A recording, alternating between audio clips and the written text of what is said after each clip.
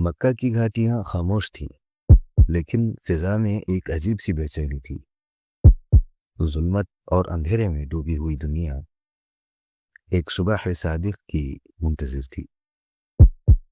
عام الفیل گزر چکا تھا اور پھر وہ مبارک گھڑی آ چکی تھی۔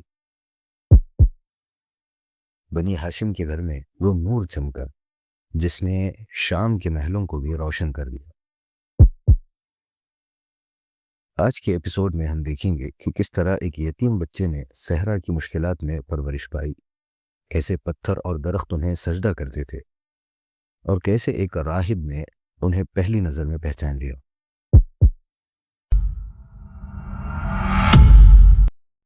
السلام علیکم ورحمۃ اللہ وبرکاتہ۔ تاریخ سلف کے سیریز الرحیق المختوم کے ایک نئے ایپیسوڈ میں آپ کا خوش آمدید۔ ناظرین، آج ہم تاریخ کے اس سب سے روشن باب کا آغاز کرنے جا رہے ہیں جس کا انتظار صدیوں سے انسانیت کو تھا۔ وہ ہستی جن کے لیے حضرت ابراہیم علیہ السلام نے دعا مانگی تھی اور جن کی بشارت حضرت عیسیٰ علیہ السلام نے دی تھی۔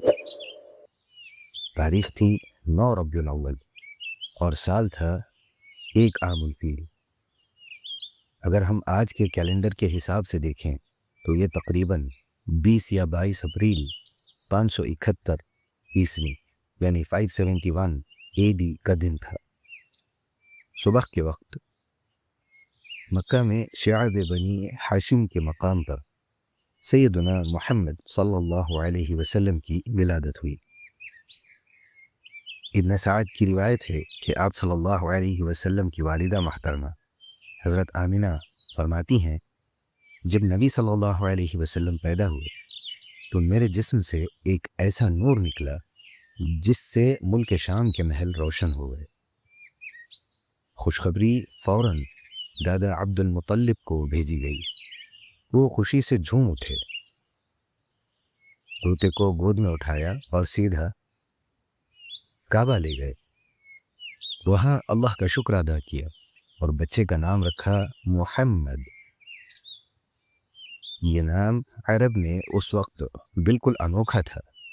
لوگ حیران تھے، لیکن یہ اللہ کی طرف سے طے شدہ تھا۔ 7ویں دن عرب دستور کے مطابق عقیقہ اور ختنہ کی گئی۔ شروع کے دنوں میں آپ صلی اللہ علیہ وسلم کو ابو لہب کی لونڈی ثویبہ نے دودھ پلایا۔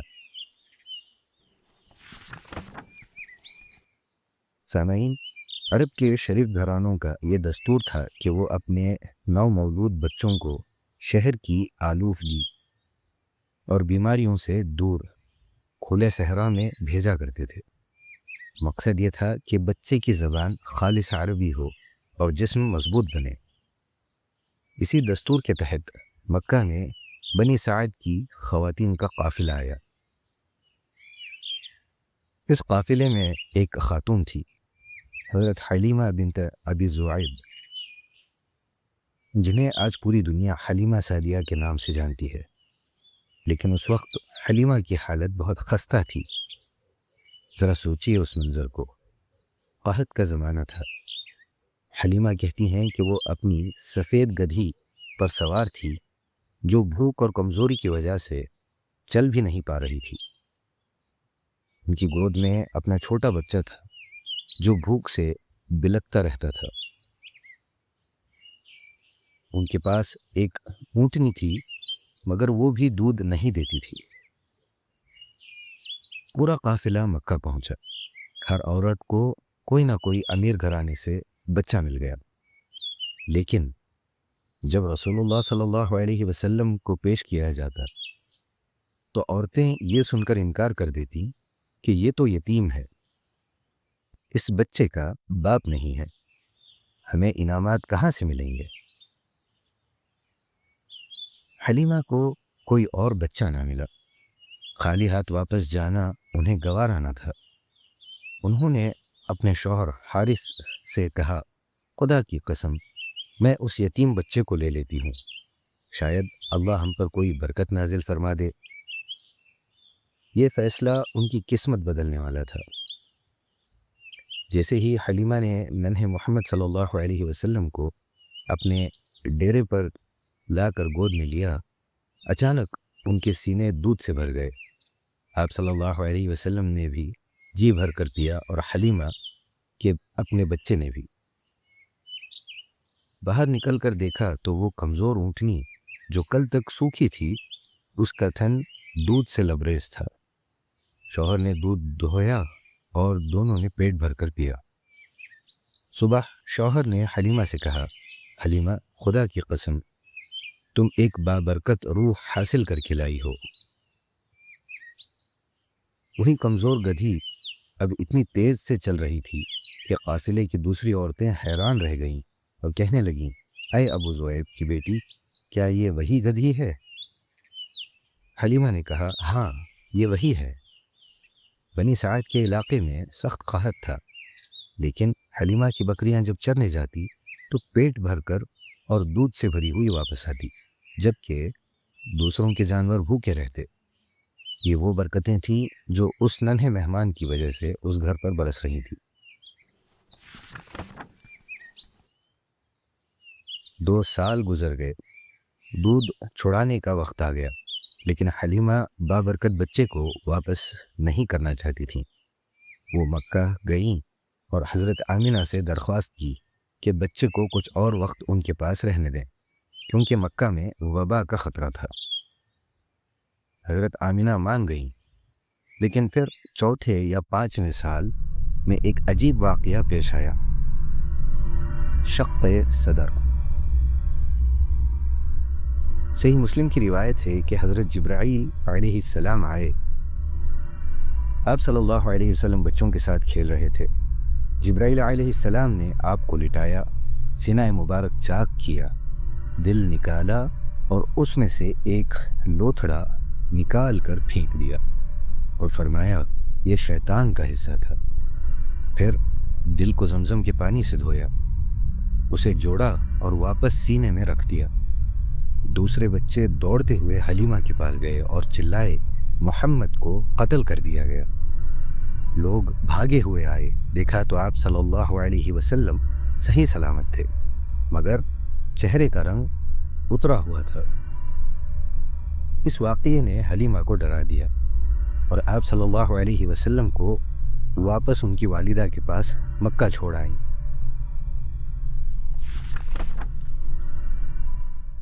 اب آپ صلی اللہ علیہ وسلم اپنی شفیق ماں حضرت آمنہ کی آغوش میں تھے۔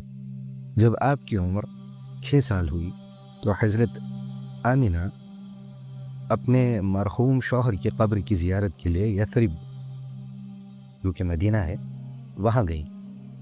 واپسی پر مکہ اور مدینہ کے درمیان ابوا نام کی جگہ پر حضرت آمنہ کی طبیعت بگڑی اور وہیں ان کا انتقال ہو گیا۔ ذرا تصور کریں، 6 سال کا بچہ پہلے ہی باپ کا سایہ نہیں دیکھا اور اب ماں کو بھی اپنی آنکھوں کے سامنے مٹی میں سوتے ہوئے دیکھ رہا ہے۔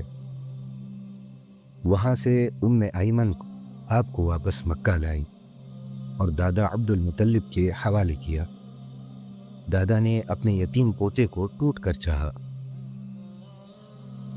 ابن ہشام لکھتے ہیں کہ کعبہ کے سائے میں عبد المطلب کے لیے ایک خاص فرش بچھایا جاتا تھا۔ ان کے بڑے بیٹے بھی ادب کی وجہ سے اس پر فرش پر نہیں بیٹھتے تھے، لیکن ننھے محمد صلی اللہ علیہ وسلم آتے اور سیدھا دادا کے پاس اس فرش پر بیٹھ جاتے۔ چاچا روکنے کی کوشش کرتے تو عبد المطلب کہتے، میرے اس بیٹے کو چھوڑ دو، خدا کی قسم اس کی شان نرالی ہے۔ لیکن یہ سایہ بھی زیادہ دیر نہ رہا۔ جب آپ صلی اللہ علیہ وسلم کی عمر 8 سال 2 مہینے اور 10 دن ہوئی تو دادا عبد المطلب بھی دنیا سے رخصت ہو گئے۔ جاتے جاتے وہ آپ صلی اللہ علیہ وسلم کی ذمہ داری اپنے بیٹے ابو طالب کو دے گئے۔ ابو طالب جو آپ صلی اللہ علیہ وسلم کے والد کے سگے بھائی تھے، انہوں نے اپنے بھتیجے کو اپنی اولاد سے بڑھ کر چاہا۔ 40 سال سے زیادہ عرصے تک انہوں نے آپ صلی اللہ علیہ وسلم کی ڈھال بن کر حفاظت کی۔ مکہ میں ایک بار سخت قحط پڑا۔ لوگ ابو طالب کے پاس آئے کہ بارش کی دعا کریں۔ ابو طالب رسول اللہ صلی اللہ علیہ وسلم کو، جو اس وقت کم عمر تھے، ساتھ لے کر کعبہ کے پاس گئے۔ آسمان پر بادل کا ایک ٹکڑا نہیں تھا۔ ابو طالب نے آپ صلی اللہ علیہ وسلم کا ہاتھ پکڑ کر آپ کی پیٹھ کعبہ کی دیوار سے لگا دی اور دعا کی۔ دیکھتے ہی دیکھتے بادل امڑ آئے اور ایسی دھواں بارش ہوئی کہ وادیاں بھر گئیں۔ ابو طالب نے اسی واقعے کی طرف اشارہ کرتے ہوئے آپ صلی اللہ علیہ وسلم کی شان میں کہا تھا، وہ خوبصورت ہیں، ان کے چہرے کے صدقے بارش مانگی جاتی ہے، وہ یتیموں کا سہارا اور بیواؤں کا محافظ ہیں۔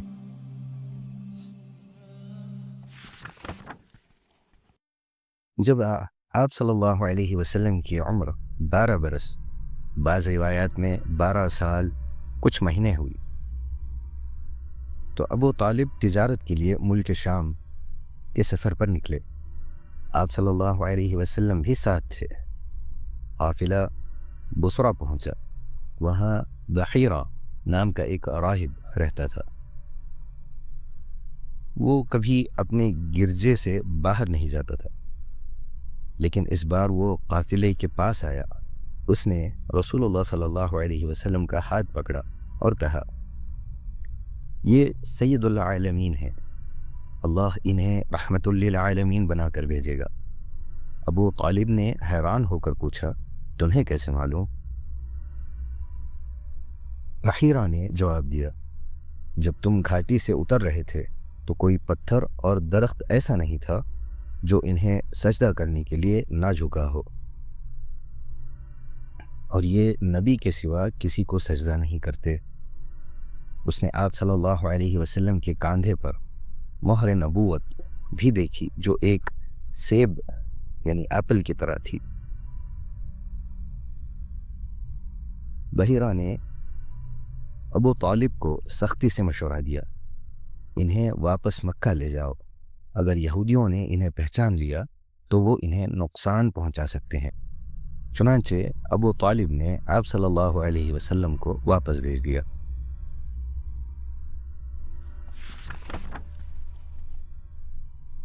ناظرین، جب آپ صلی اللہ علیہ وسلم کی عمر 15 برس ہوئی تو جنگ فجار پیش آئی۔